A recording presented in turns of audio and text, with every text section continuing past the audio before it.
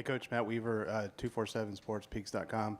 I guess first question, what made this an attractive option? What was it about what Coach Allen sold you on that made you want to come here?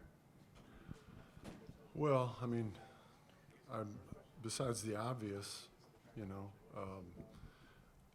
I've run into Coach Allen quite a bit, you know, and I know people that know him, and I've been doing this a long time, and you kind of get to a point in your career where you want to work with quality people, high quality people, and he's absolutely that. So that was a big pull for me. I mean, obviously I love the Big Ten, but that's not, you know, paramount. But working for Coach Allen's huge for me. All right, Pete, on your left, and then Sam. Hey, Coach, Pete DePremio, IU Athletics. I'm curious, what in your standpoint or viewpoint creates good offensive line play? Obviously, you got talent, but is it communication? Is it what always goes involved in that? Yeah, I think when you start from the very beginning, you got to find out, you know, okay, well, who do we have? You know, who are our players? You know, what can we do? You know, what are the things that they're going to be able to do well? I mean, how are they built? You know, what do we have here right now that would allow us to do certain schemes well, right?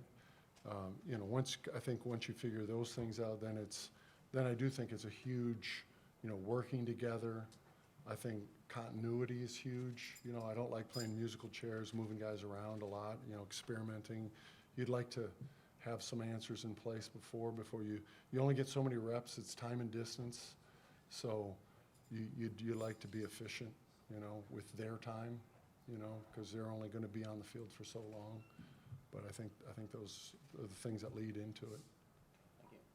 All right, Sammy right in front, then Jack. Coach Sammy Jacobs from Hoosier Huddle. Have you had a chance to sit down with the offensive line, look at what you have, to build off of that question, look at what you have and kind of build a plan for spring practice?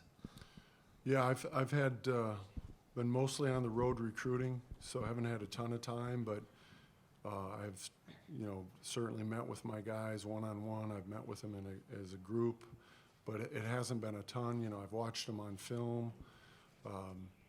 And so I've formulated some things. I don't think I've gotten to that point where, you know, hey, it's day one spring ball, here's how we're lining up, here's the starting five, anything else like that. It's just really, right now I'm just trying to get to know the guys as much as I can, you know. Once we come off the road, I think that'll really pick up, you know, that'll really fast forward. But right now it's just, you know, like, they have a voluntary day that they did yesterday on their own, you know, and I was in there and I got a chance to just see them and after being gone all week. So that's really what it's been, you know. It hasn't been too extensive, yeah. All right, Jack, on your left. Hey, Coach. Jack Ankeny with SI Indiana. When you were hired, there's obviously already 3 freshmen that were committed. I guess when you were hired, was there any sort of process of having to re-recruit them, or were they all kind of on board when you were hired, and I guess what do you like about that freshman class? Yeah, I didn't really have to recruit them much. I think Coach Allen, their relationship with Coach Allen was really strong, and I think so for me it was okay, you know, sign on the dotted line, get out on the road, go see these guys. A couple of these guys already had, you know, official visits already, so it was me going out seeing them, and I had known some of those guys from before.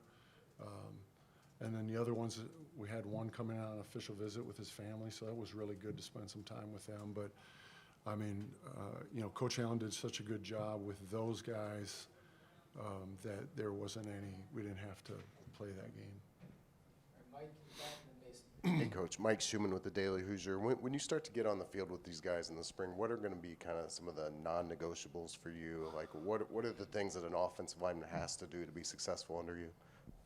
Love that word, non-negotiables. Yeah, I do use that word. You know, I think a lot of this stuff is coach speak. You know, as far as, you know, we're going to work hard, we're going to train hard, you know, things like that. You know, I'm a big rep guy. I'm a big guy that believes in, you know, like systematically feeling that you're working harder than somebody else by doing more and things like that. So I hope I can create this climate of, you know, spending a lot of time on the field and getting a lot done, being really efficient, things like that.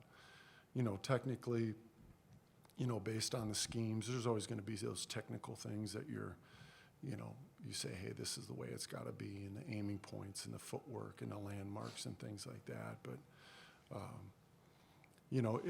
I think, just for me, just go fast forwarding, going, okay, day one, what is it going to look like? I think it's going to look high tempo, high energy. I'm not going to have a pom-pom out there or anything else like that. That's not my style, but, we're going to work hard. Mason right in front. Coach Mason Williams, Hoosier.com. You mentioned right there just kind of keeping with that up-tempo offense that Indiana had last year, getting to know the other coaches besides Coach Allen, with Bell, with all the other guys you're going to work with on offense. How has that relationship started to form so far, and how do you see that prospering forward? Yeah, it's been great. Been working a lot with Walt Bell. We've tried to, the time that we've had in between, whether it's a recruiting week that we're all gone or there's a day here, we've tried to fill that in, come back, and spend some time kind of formulating the offense. And, I'm really in a learning stage right now of, okay, this is how we call it. This is the operation. So we have spent a lot of time already with that, and and then the other coaches, have been great about coming in and helping out. So it's been excellent. Todd on your right, Tyler. Coach Todd Golden with CNHI. Offensive line is such a unit that's built on continuity. How much has the portal changed the way you build an offensive line? Has it changed the turnover more so than it would have been otherwise? Oh, no doubt. Without a doubt. It's not even close. The days of, signing a class and then kind of watching them. That I don't know if there's many guys around left like me where you recruited a class, and then maybe you redshirted that class, and then you brought that class up and you started to, okay, I'm going to get some reps my freshman year, and then maybe if they're really good, they're playing substantially their sophomore year, and then by the time you got a junior or a senior, you got a really, really good players, and you got a really, really good line. Those days are gone. I don't know if there's many places that are going to be able to do something like that anymore. So now it's, and I'm still, my ideal plan would be I want high school guys. I want to have a chance to develop them. I want to have a chance to, teach them the things that, are important to our team.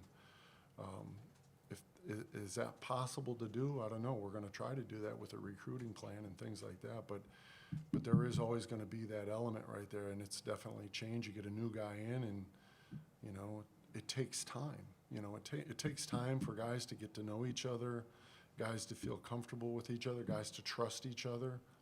Especially when you're right next to somebody, and your job is depending on that guy as much, especially within the offensive line. So. To answer your question, yeah, it's going to be hard. I don't think there's a lot of programs left that can do it. We're going to try to do it. Coach Tyler Tashman with the Indianapolis Star. I guess you touched on it a little bit, but how would you describe your coaching style? And I know you've coached in the NFL. Is there any things, I guess, just from working there just earlier in your career that kind of stick out of things you've learned that you feel like you can bring to IU? Well, I feel like I've got a pretty good reputation for running the ball. I think we've got to be able to run the ball and those things. I think, working with this group right now and teaching these guys what I think are techniques and systems that work, that are sound, for guys that I'm not saying that we didn't have that before or anything else like that.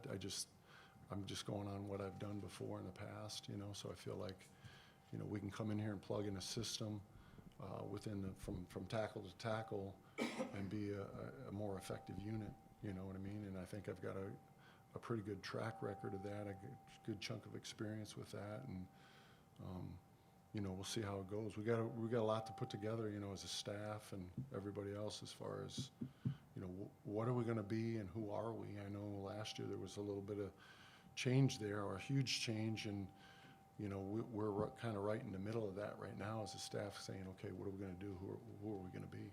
All right, Matt Weaver, last one. Hey, Coach, you talked about working with Coach Bell. Obviously, his system, excuse me, is up-tempo, Yeah. going fast. I know at Wisconsin that's not something you guys did a Right. lot, I guess. How does that change your approach when you start working with your guys, or is it just, you still coach them the same way and get them ready? Yeah, I don't, I've always been a high-tempo coach, like on the practice field, like I talked about earlier, about getting a lot of reps and being super efficient and not wasting time and things like that. So I've always felt like I've coached in practice a high-tempo style, but then whether it's, you're getting in a huddle or you're not getting in a huddle, I don't know how that makes much of a difference, I think the biggest thing will be for guys is, if we are going to be that super fast pace, processing information and being able to, do the things that I want to do that we've done at a huddling and things like that, that little chunk of time from on the line of scrimmage to the snap of the ball, if that's going to be reduced, are we able to get all those things done? That'll be, to me, that'll be a big test, but I think it's necessary. I think you got to have those things, so we're going to find a way to get it done. All right, thanks, Bob. Okay. Thank you. All right. Thanks, guys.